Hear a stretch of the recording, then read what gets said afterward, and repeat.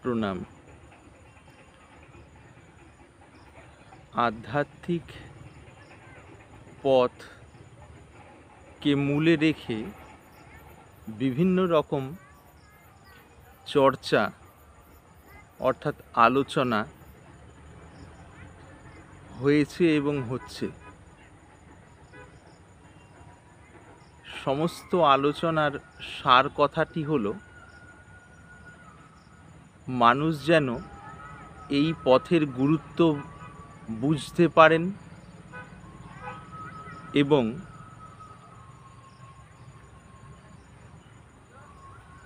যে বয়সে আছেন সেখান থেকে আধ্যাত্মিক পথে যাত্রা শুরু করতে পারেন, অর্থাৎ চলা শুরু করতে পারেন। মূল বিষয় হলো এইটি। অনেক সময় স্বাভাবিকভাবেই মনের মধ্যে ভাবনা আসতে পারে যে আমার বহু বয়স হয়েছে এবং বিভিন্ন জায়গায় ঘোরাঘুরিও হয়েছে এবং হচ্ছে। ঘোরাঘুরি মানে তাকে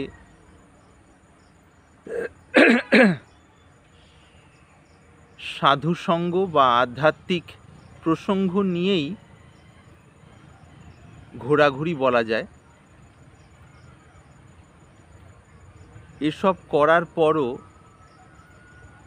হয়তো সেক্ষেত্রে বয়স 60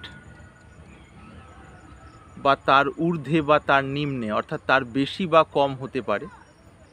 সেই ক্ষেত্রে প্রশ্ন এভাবে আসতে পারে যে এখন আমার কি হবে, অর্থাৎ আধ্যাত্মিক পথে চলাটি কি সম্ভব হবে, হলে ঠিক কীভাবে হলে তাহলে জীবনের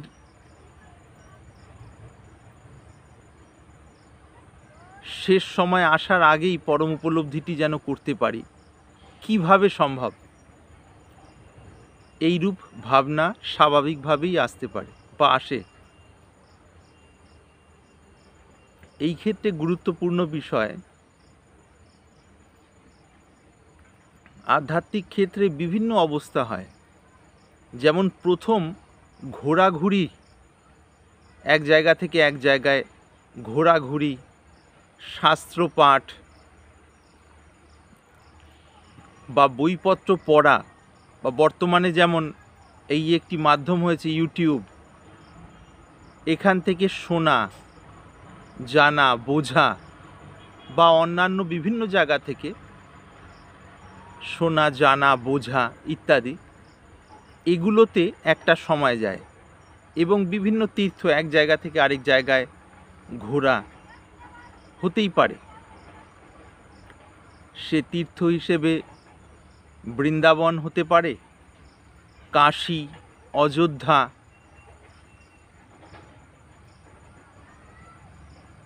উত্তর ভারতের অর্থাৎ উত্তরাখণ্ডের হরিদ্বার, ঋষিকেশ, উত্তরকাশী, দেরাদুন, গঙ্গোত্রী, গোমুখ, তপোবন, বা দক্ষিণে তিরুপতি বালাজি,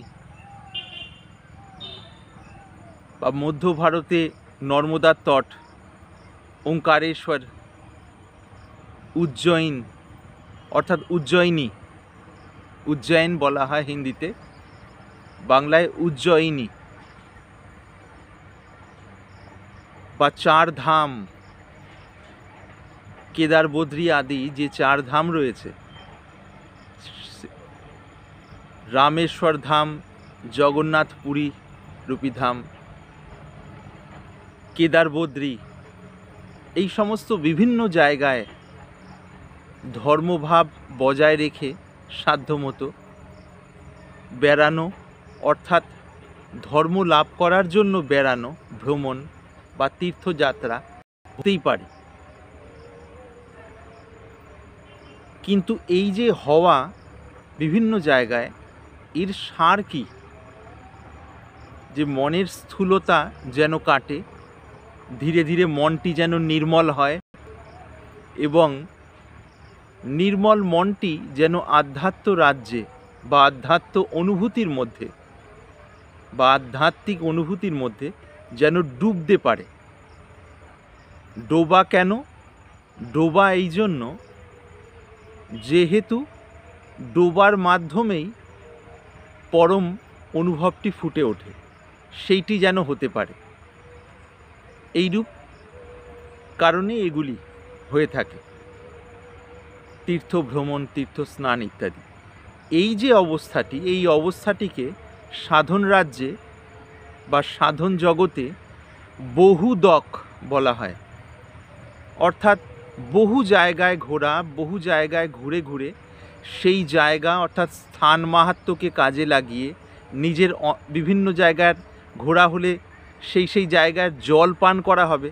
উদক মানে জল আর কি, বহুদক, বহু জায়গায় ঘুরে ঘুরে তার জল পান করা।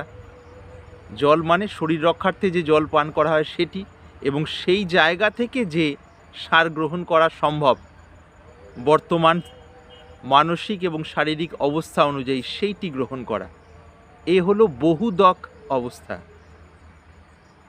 এটি করতে করতে যখন মন আস্তে আস্তে স্থির হয়, বহু জায়গায় ঘোরার ফলে, বহু মানুষের সঙ্গ করার ফলে, বহু কিছু শোনা বা জানা বা বোঝা সাধ্যমতো হওয়ার পর যদি অন্তঃকরণে এই ভাবটি আসে যে এত বোঝার ফল কি, এবার আধ্যাত্মিক অনুভূতিটি যেন প্রত্যক্ষভাবে হয়, তার জন্য যত্ন করা, যাতে অন্তরের যে বন্ধন সেটি যেন মিটে যায়, এই উদ্দেশ্যে যখন এই ভাবটি আসে তখন ধীরে ধীরে বহুদক থেকে কোনো একটি জায়গায় বসে গুরুর কাছ থেকে সাধন প্রণালী পেয়ে সেই পথে চলার প্রয়োজনীয়তা অনুভব হয় বা অনুভূত হয়।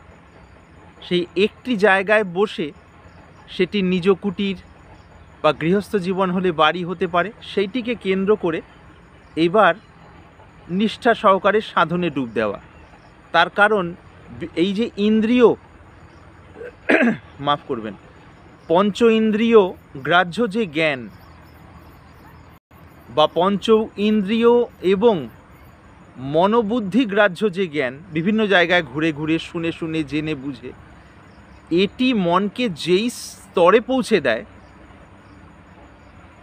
সেই স্তরে পৌঁছানোর পর তখন মনে হচ্ছে এরও গভীরে যাই।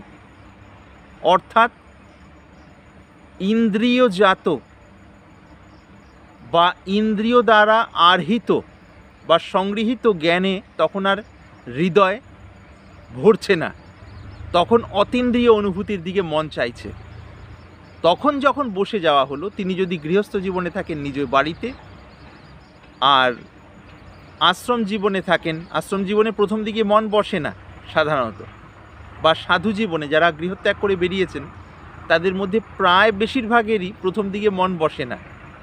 বিভিন্ন জায়গায় ঘুরতে, বহু জিনিস দেখতে, বুঝতে ইচ্ছে হয়, কিন্তু ঘোরাটা যদি ঠিক হয় এবং অন্তরের আহরণটা যদি ঠিক হয়, তাহলে ঘোরার ফল হলো এক জায়গায় বসে যাওয়ার ইচ্ছেটি অন্তর থেকে ফুটে উঠবে বা ফুটে ওঠা।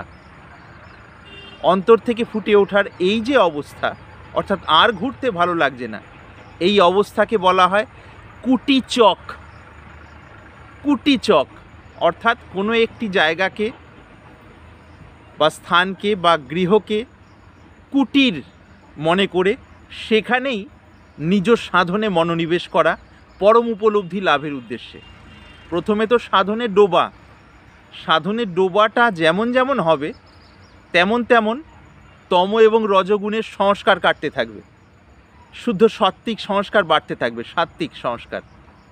সেই সাত্ত্বিক সংস্কারের শুদ্ধ থেকে শুদ্ধতর এবং শুদ্ধতম অবস্থা বলা যায়, সেখান থেকে যখন নির্গুণ স্থিতির দিকে মানে তরি ভাসবে, তখন জীবনমুক্ত স্থিতিটি ফুটে উঠবে। কিন্তু মনে সাধারণত সাত্ত্বিক সংস্কারেরই প্রাবল্য থাকবে। শরীর যেহেতু আছে, তম রজ অন্যান্য বিষয়গুলো কম বেশি থাকতে পারে, কিন্তু মূলত নিষ্ঠাটি থাকবে ত্রিগুণাতীত স্থিতিতে, অর্থাৎ জীবনমুক্ত দশায়।